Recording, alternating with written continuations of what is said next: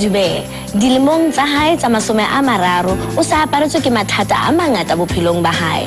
Para dilo di ile tsa fetoha morao ha hore a fumane sephunyi a le bareng ya mo motseng. Kajeno o se a phelela Jesu le ho relela ba bang.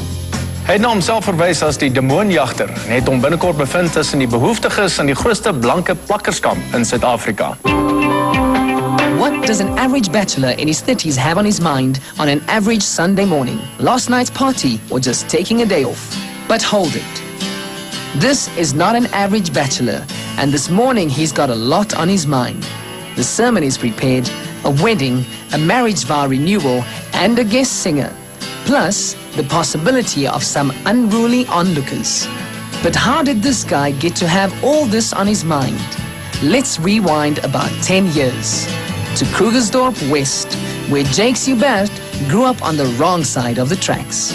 Van kleins af is jy maar in die gevaarlike dinge besig, weet jy, vroeg of vroeg staan begin jy leer jy rook en jy drink en jou vriende raak alles vir jou. Hulle leer jy verkeerde dinge, weet jy, en is op die straat, jy moet maar survive. When he was 28, Jake's hard living caught up with him. A bar fight that didn't go his way put him in hospital. He stopped in his tracks and looked at his life. Alles is volop, die drugs is volop, die drank is volop, die vrouens is volop. En die vraag nu gaan vir operasie, jy is in nader dan vraag kom, hoe meer kan ek hierdie vrees om dood te gaan, ek weet nie. The fear of dying prompted Jakes to make a promise to God. Here, as ek net hier, as ek hier survive vandag, as ek my lewe vir jou geen goed. But Jakes went back on his promise when he realized there was a price to pay.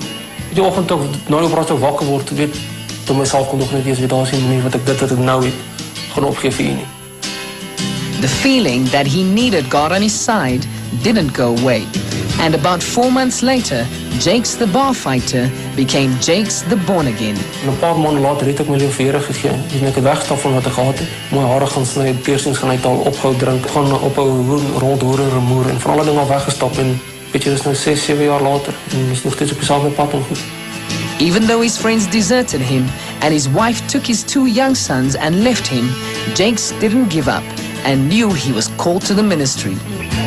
In 2002 was al geprofeteer om die Here sy gaan gebruik vir 'n pastoor en 2006 se Bybelkollege toe. Nie sent op my naam nie. Weet jy, God het my daar gehad het. So al die jare in die Bybelkollege het ek 'n sponsor gehad wat my deur die Bybelkollege gedra het. In 2008, Jakes finished Bible school and was ordained as a pastor. This former rough guy set out on a journey to share God's love with others who, like him, have been on the wrong side of the tracks. But there was just one thing missing, his car. Now this may look like a Batmobile in disguise, but when someone offered to do a paint job on trusty Volksy Polo, Jakes jumped at the chance to pimp his ride. Vir my is dit 'n mobile evangelisasie. Weet jy, miskien gaan jy nooit oor die Here kan praat nie, maar jy gaan 'n kar sien met 'n groot kruis op. Hoekom jy 'n jong laat hier rond met 'n kar wat so lyk?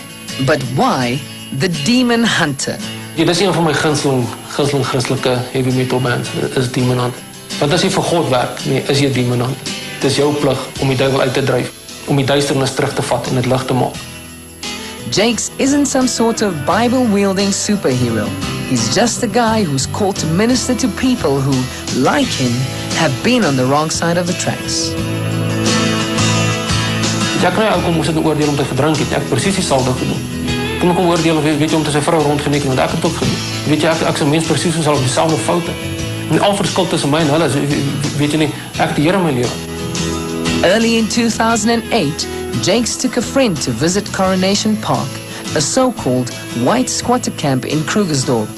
He was so moved by what he saw that he felt God telling him to reach out to this community. En daai mense het Jesus Christus net so nodig, sodat die res van die mense dit nodig het.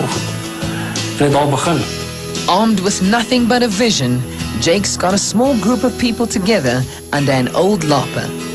The larper was later replaced by a marquee tent, and it's under this red and white roof that Jakes leads his Sunday services.